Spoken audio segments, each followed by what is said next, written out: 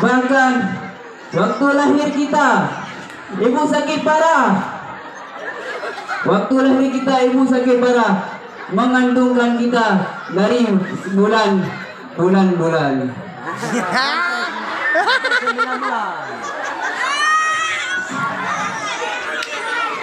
Tapi kita tak pernah berpikir begitu bebannya ibu mengandung kita 9 bulan, bahkan lebih dari itu tersebut.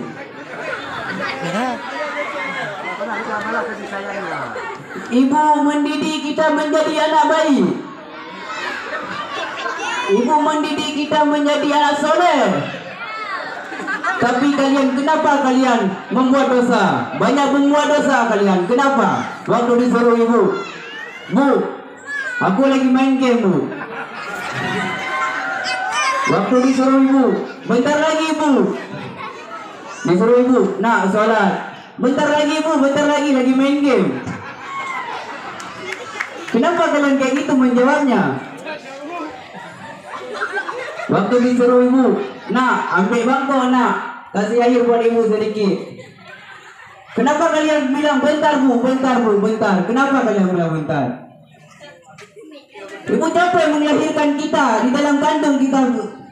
Kita menjaga di dalam kandung kita berapa bulan? Sampai 9 bulan kita di dalam kandung ibu. Sampai 9 bulan kita. Tidak berpikir kita. Waktu disuruh ibu pergi ngaji, kalian pergi ngaji tapi tidak sampai di pada pengajian. Kenapa kalian kayak gitu? Kenapa, coba? Kenapa kalian pergi ngaji tidak sampai tempat pengajian kalian? Saya menentukan pidato ini dengan sebuah pantun. Taman kubur.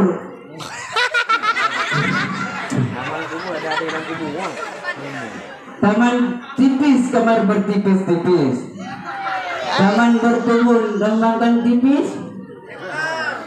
Bukan monetary saya sudah habis, tapi waktu saya melembut tipis. Assalamualaikum warahmatullahi wabarakatuh.